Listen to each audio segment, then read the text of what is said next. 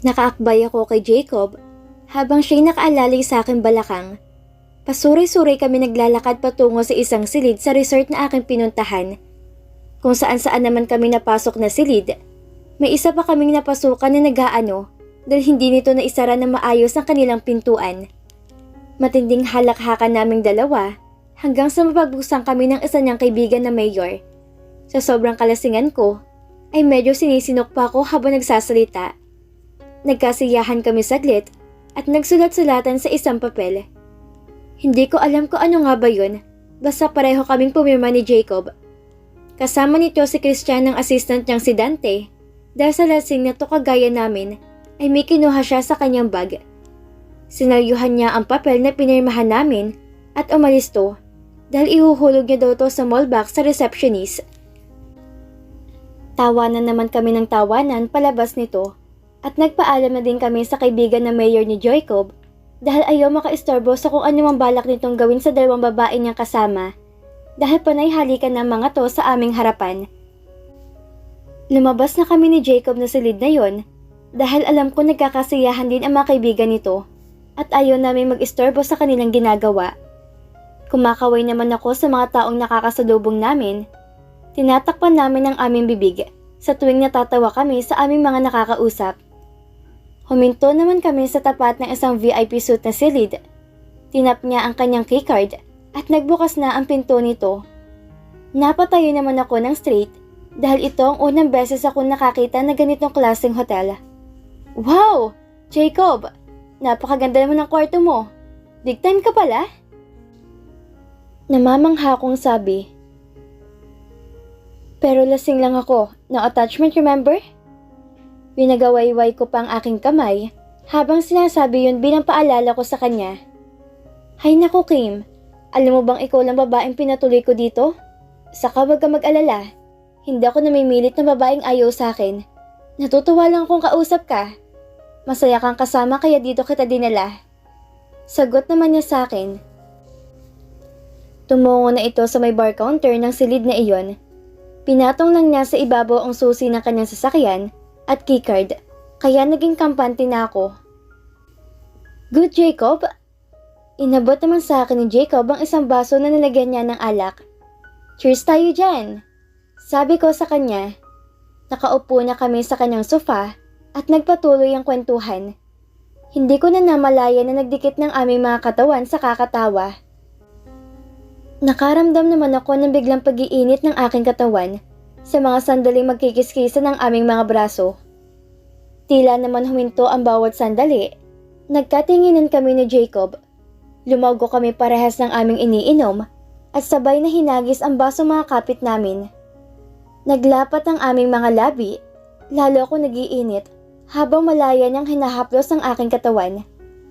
Dahan-dahan kong hinubad ang kanyang suot na puting t-shirt. Saka ko hinigop muli ang kanyang mga labi.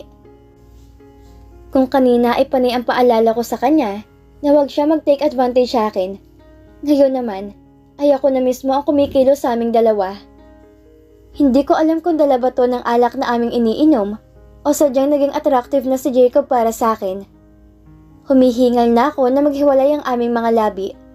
Kakaibang aking nararamdaman na magtama ang aming mga mata. Hinawi ko ang botaya na nasa harap namin at pumatong ako sa ibabaw na mahabang lamesa sa sala ni Jacob. Humarap ako sa kanya at sinayawan ko siya. Unti-unti kong hinubad ang aking saplot. Mabagal ang bawat paggiling na ginawa ko sa harapan ni Jacob.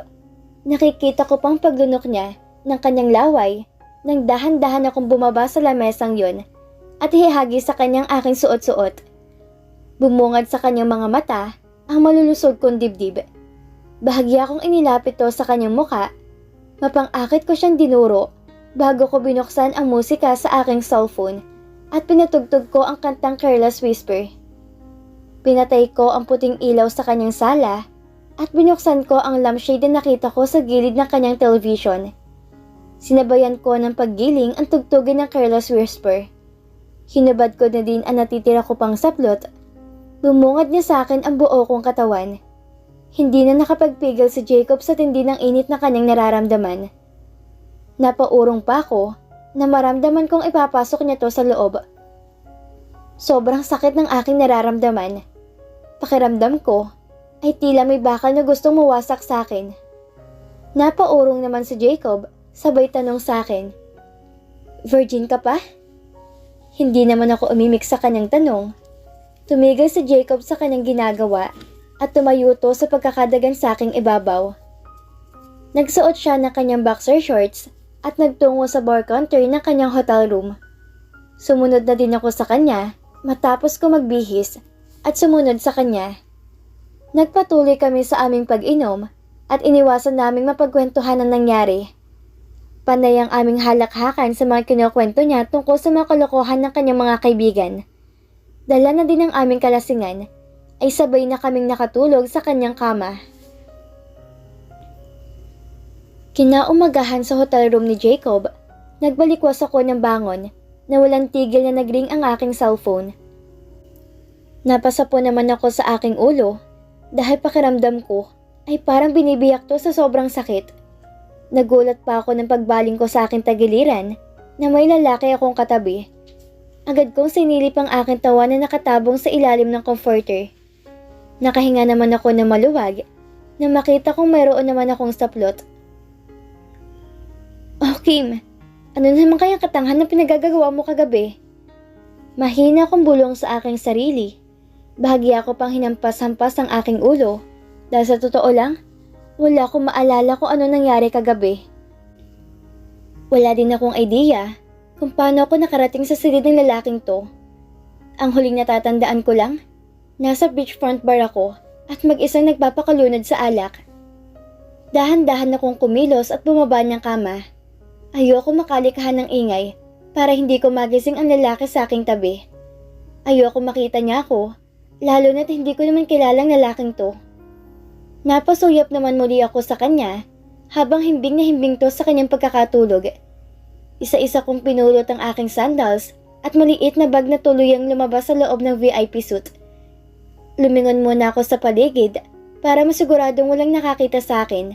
Saka ko inayos ang aking sarili at walang lingon-lingon akong naglakad palayo sa pasilyong yon. Tinawagan ko naman pabalik ang aking bunsong kapatid para tanungin to kung bakit wala siyang tigil sa kakatawag sa akin. Naiinis man ako, pero hindi ko kayang tiisin ang aking kapatid at magulang sa ibinalita sa akin ni Gabriel. Gabriel POV. Nagkakatinginan kaming lahat ni mama nang pagbuksan ko ng pinto ang taong nag-doorbell sa aming gate. Nanlaki ang mga mata ni mama at papa na nagkakape ng umagang yon sa may veranda ng aming bahay. Napabalikwas pa ang mga to ng tayo. Hindi namin inaasahan lahat na darating na pala ngayong araw si Ate Kim. Ilang beses niya nang sinasabi sa amin na magbabakasyon siya sa Pilipinas, ngunit hindi na sinasabi ang petsa ng araw at oras ng kanyang pag-uwi. Nagulat na lang kaming lahat nang bigla siyang sumulpot sa bahay. "Surprise!" Sigaw ni Ate Kim na pagbuksan ko siya ng gate. "Ang laki-laki mo na bunso ah. 2 taon pa lang akong nawala. Ang laki na ng tinangkad mo sa akin." Binigay naman ni Ate Kim ang kanyang maleta sa akin at nanakbo na to palapit kila mama. "Mama! Papa!" Yumakap sa ate sa kanila. Tila napansin naman ni ate ang pagsenyas namin ni Papa. Tinuro ni Papa na akyatin ko ang silid ni Ate Nicole para sabihan to. "Aba, parang hindi kayo excited na makita ako. Bakit ganyan yung mga mukha nyo? Para naman kayo nakakita ng multo sa pagdating ko?" Nagtatampong sabi ni Ate Kim sa amin. "Kim, bakit hindi ka nagsabi sa amin na ngayon palang dating mo? Sana'y nasundo ka namin sa airport." Sabi ni Mama. "Syempre Mama, surprise nga. Meron ba namang surpresang sinasabi?" Pumasok na to diretso sa bahay. "Namiss kong bahay natin?" Sabi pa niya. "Teka Papa, nasaan na si Nicole? Don't tell me tulog pa rin siya. Anong oras na ah?" "Teka nga, magising nga muna yan." Sabi pa ni ate. Dire-diretso na naglakad si Ate Kim papunta sa kwarto ni Ate Nicole. "Teka Kim!" Sigaw ng mama sa kanya. Pipigilan pa sana niya ang mama niya nang biglang pumanhik na tila walang naririnig sa Ate Kim sa kwarto ni Ate Nicole. Sinundan naman namin kaagad si ate sa taas, pero hulo na din ang lahat. Naabutan na niyang nakahiga pa sa kama si ate Nicole at Kuya Matthew na magkayakap. Matinding gulo na ang naganap sa aming bahay. Naiinis man ako, ay wala din ako magawa dahil lagi akong pinapagalitan nila Papa sa tuwing sasabihin ko silang ipaalam na kay Ate Kim ang nangyari kay Ate Nicole. Ang lagi nilang dahilan ay wag mo nang ipaalam kay Ate Kim dahil baka itigil nitong pagpapadala ng allowance namin at baka hindi na din siya tumulong sa pag-aasikaso ng mga dokumento ni Kuya Matthew para makasampa na siya sa barko. Matinding sagutan ang naganap sa pagitan nila Mama at Ate Kim. Hindi ko masisisi si ate kung bakit ganun katindi ang sama ng loob niya sa amin. Kahit ako, tutol ako sa lahat ng pangungonsinting ginawa nila Papa kay Ate Nicole. Kaya naman hindi na namin napigilan pa si Ate Kim at tuluyan na tong umalis ng bahay. Iniwan niya ang malaking maleta na dala niya. Tanging hand carry luggage at maliit na bag lamang ang dala niya nang sumakay siya sa taxi. Hindi ko na siya naabutan dahil humarurot na ang taxi na kanyang sinasakyan nang labasin ko siya. Walang hiyang Kim yan? Natuto nang sumagot-sagot sa atin? Aba Luis, hindi mo dapat hinahayaan na ganyan-ganyan nilang tayo. Kala mo kung sino na? Porkat nagkaposisyon lang sa trabahong yabang-yabang na. Galit na galit sasabi ng Mama kay Papa. Dinuro ni Papa si Kuya Matthew. Kaya ikaw lalaki ka, gawan mo ng paraan yan. Kailangan mapakasalan mo kaagad si Nicole bago ka pa sumampa ng barko para hindi kayo nalalait ng ganyan ni Kim. Galit na singhal ni Papa kay Kuya Matthew. Pa, bakit naman parang sa Ate Kim pang may kasalanan? Siya na nga tong niloko niyang hayop na yan. Dinuro-duro ko si Matthew habang gigil na gigil ako nagsasabi kay Papa. Ikaw Gabriel, napakatigas din ng ulo mo. Hilig mo makisawsaw? Huwag ka nang dumagdag sa ikakasama ng loob ng Ate Nicole mo. Alam mong buntis sa Ate Nicole mo. Baka makasama yan sa bata. Galit na pagsaway sa akin ni Papa. Panay naman ang iyak ni Ate Nicole at inaalo to ni Mama. Huwag po kayo mag-alala tito. Gagawan ko po ng paraan para maikasal na kami ni Nicole sa lalong madaling panahon. Kompleto na din naman ako sa mga dokumento at training ko.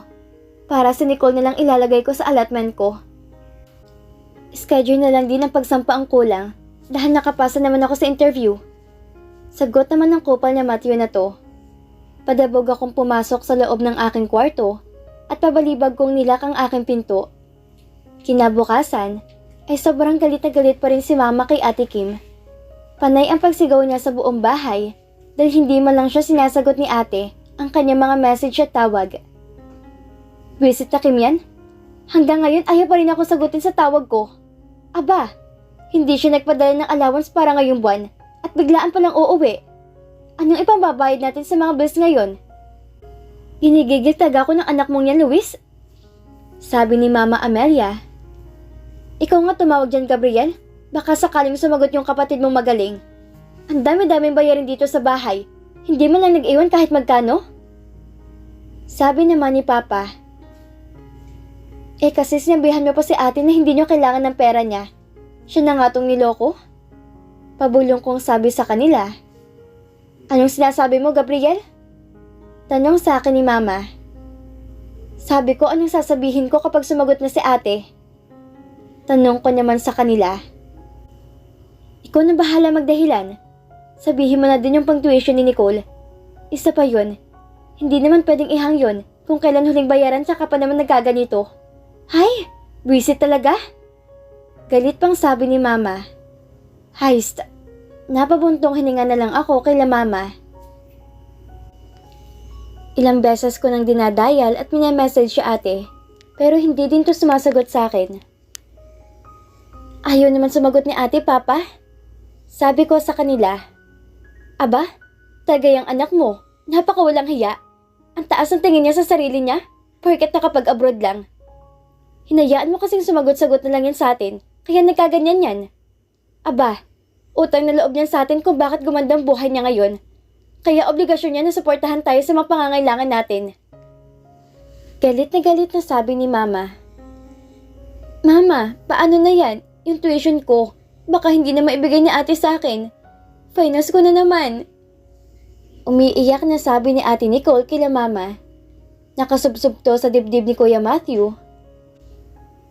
Hayaan mo, Nicole. Kapag nakasampa na ako sa barko, hindi mo nakakailanganin pa magmakaawa kay Kim. Sabi naman ni Matthew, Ma, Pa, pangako pag nakasampa ako, kahit hindi na kayo manghingi kay Kim. Nag-iba na tagang ugali niyan magmula na magtrabaho siya sa Dubai. Akala mo kung sino na? Siguro ayan ang nakuha niya sa pagsama-sama niya doon sa mga kaibigan. Gigil na sabi pa nito. Gusto ko man tumbigyan ng isang suntok ay hindi ko magawa dahil kakampi niya sila mama. Hindi ko din alam kung saan humuhugot ng kapal na mukha tong si Matthew at siya pa ang maraming nasasabing hindi maganda tungkol kay Ate Kim. Kailangan pa din niya magbigay sa amin. Wala naman siya kung nasaan siya ngayon kung hindi dahil sa amin ni Luis. Kaya gampanan niyang obligasyon niya sa amin dahil magulang niya pa rin kami. Isa pa, napagkasunduan na namin na siya magpapaaral kay Nicole hanggang makapagtapos. Aba, wala kami magagawa kung hindi niya matatanggap na kayo ni Nicole ang nagkatuluyan. Gigil pa ring sigaw ni Mama. Hindi pa man nagtatagal ang pag-uusap nilang yon, ay bigla nang nakaramdam na matinding pagkahilo si Mama. Halos himatayin na ito sa sobrang pamumutla. Nangitim ang kanyang mga labi at kamay. Nataranta naman kaming lahat dahil umaangal siya ng paninikip na kanyang dibdib. Mabilis ako nanakbo sa kusina para kumuha ng maligamgam na tubig para ipainom sa kanya. Pero hinimatay na to ng tuluyan bago pa man ako makabalik. Tumawag na kami ng ambulansya at mabilis naman ang naging pagresponde ng ambulansya at kinuha nito si Mama. Nag-uumpukan naman ang mga chismosa sa tapat ng bahay namin. Simula pa kahapon nang dumating si Ate Kim, ay naging tampulan na ng chismis ang sitwasyon ng aming bahay. Hindi naman namin to pinapansin. Sumama na si Papa sa loob ng ambulansya at binilinin akong sumunod sa kanila sa ospital para magdala ng ilang gamit ni Mama. Nang makaalis na sila Papa, ay panay naman ang pangungulit sa akin ni Ate Nicole para tawagan sa Ate Kim. Gabriel, tawagan mo ngayon sa Ate Kim? Pag may nangyari masama kay Mama, isusumpa ko talaga siya. I-message mo. Sabihin mong dinala si Mama sa ospital. Sabi pa ni Ate Nicole. Oo na, ito na nga ate. Kanina ka pa kulit ng kulit dyan. Tinatawagan ko na nga. Sagot ko naman sa kanya. Makailang ring ako, ay wala pa rin talagang sumasagot sa kabilang linya. Binaba ko na muna ang aking telepono nang patayan ako ni Ate Kim sa huling pagtawag ko sa kanya upang makapag-ayos ng mga gamit na dadalhin ko sa ospital para kay Mama. Imbes na tumulong ay abala naman sa Ate Nicole kung paano niya mabubuksan ang maleta na iniwan ni Ate Kim. Napapailing ako dito. Kapatid ko siya, pero tila nawala na ata to ng pakaalam para sa pamilya niya. Lagi niyang dinadahilan sa amin ang pagbubuntis niya. Isa rin sa makapal ang mukha nitong si Kuya Matthew na tila proud pa na binabandera sa mga kapitbahay namin ang naging kaguluhan sa bahay ng dahil sa pag-aaway ni Ate Kim at Ate Nicole. Noon pa man, ay naririnig ko ng hindi magagandang balita na sinasabi nito tungkol sa dahilan ng pangiiwan niya kay Ate Kim. Wala din namang mangyayari kahit sabihin ko pa yun kila Mama kasi lagi nilang sinasabi na kapag naging kapitanan ng barko si Kuya Matthew, malaking maitutulong nito sa pamilya namin. Total, ay may mga foreigner naman daw nakasama si Ate Kim. At least, kahit papaano, makinabang pa rin sila sa paghihirapan ni Ate Kim sa mga naging gastos niya kay Kuya Matthew. Malaki nga naman ang sasuhuri ni Kuya Matthew bilang kapitan. Sayang kung iba lang ang makikinabang noon.